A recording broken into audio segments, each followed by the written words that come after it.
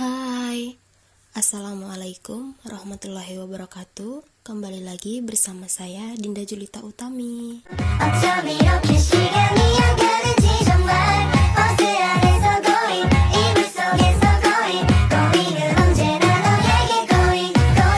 Poin kali ini yaitu pembelajaran IPS berbasis tematik.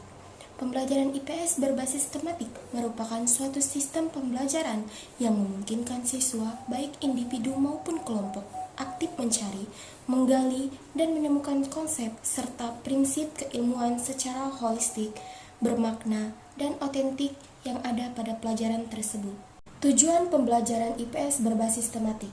Tujuan pembelajaran IPS berbasis tematik bertujuan untuk mendidik dan memberi bekal kemampuan dasar agar dapat mengembangkan diri sesuai dengan bakat, minat, kemampuan, dan lingkungannya, serta berbagai bekal untuk melanjutkan pendidikan ke jenjang yang lebih tinggi.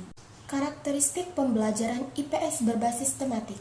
Karakteristik pembelajaran IPS merupakan teori bagaimana membina kecerdasan sosial yang mampu berpikir kritis, kreatif, inovatif, berwatak, dan berkepribadian luhur, bersikap ilmiah dalam cara memandang, menganalisa, serta menelaah kehidupan nyata yang dihadapinya. Prinsip-prinsip pembelajaran IPS berbasis tematik. Yang pertama itu, peserta didik mencari tahu, diberi bukan tahu. Yang kedua itu, fokus pembelajaran diarahkan pada pembahasan kompetensi melalui tema yang paling dekat dengan kehidupan peserta didik. Yang ketiga, terdapat tema yang menjadi pemersatu sejumlah kompetensi dasar yang berkaitan dengan berbagai konsep, keterampilan, dan sikap. Yang keempat itu, sumber belajar tidak terbatas pada buku.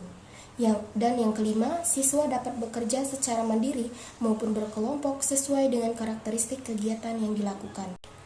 Pendekatan pada pembelajaran IPS berbasis tematik.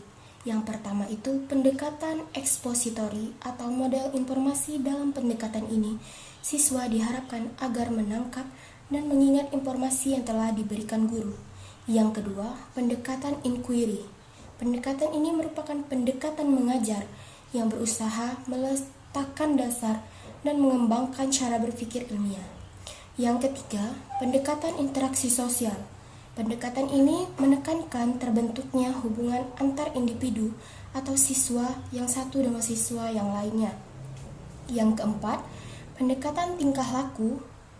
Aspek penting dari pendekatan ini ialah melatih siswa dan memperkuat respon siswa yang paling tepat terhadap stimulus. Dan yang terakhir, pendekatan konstruktivisme. Peserta didik mengembangkan apa yang mereka ketahui melalui proses penyelarasan gagasan-gagasan baru gagasan-gagasan yang telah dipelajari pada pengalaman sebelumnya. Pembelajaran IPS berbasis tematik pada PPK. Yang pertama, perencanaan pembelajaran IPS berbasis tematik pada penguatan pendidikan karakter. Sebelum melaksanakan kegiatan pembelajaran, guru telah mempersiapkan perencanaan seperti menyusun silabus dan RPP.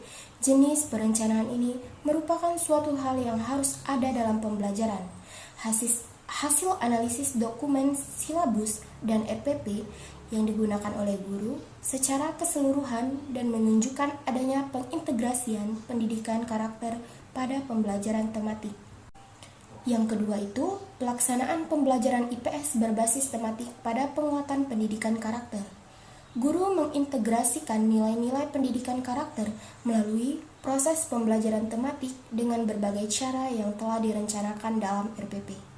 Kelas menjadi komunitas belajar yang saling menumbuhkan dan mengembangkan baik secara akademik, moral, kepribadian, dan kerohanian. Dan yang ketiga, penilaian pembelajaran IPS berbasis tematik pendidikan karakter. Penilaian yang dilakukan guru tersebut mengacu kepada penilaian kurikulum 2013, penilaian sikap sosial K1-1, menilai sikap peserta didik jujur, disiplin, tanggung jawab, santun, peduli, percaya diri. Penilaian pengetahuan KI2 dilakukan dengan memberi teks tertulis kepada peserta didik dalam pengetahuannya terhadap materi pembelajaran. Sedangkan pada penilaian keterampilan KI3, proyek, maupun produk. Pembelajaran tematik pada Bhinneka Tunggal Ika. Pembelajaran berbasis Bhinneka Tunggal Ika sangat penting untuk diterapkan guru dalam pembelajaran untuk meningkatkan pengetahuan dan pemahaman peserta didik tentang menghargai dan menerima perbedaan dalam masyarakat, perbedaan agama, suku, dan bahasa.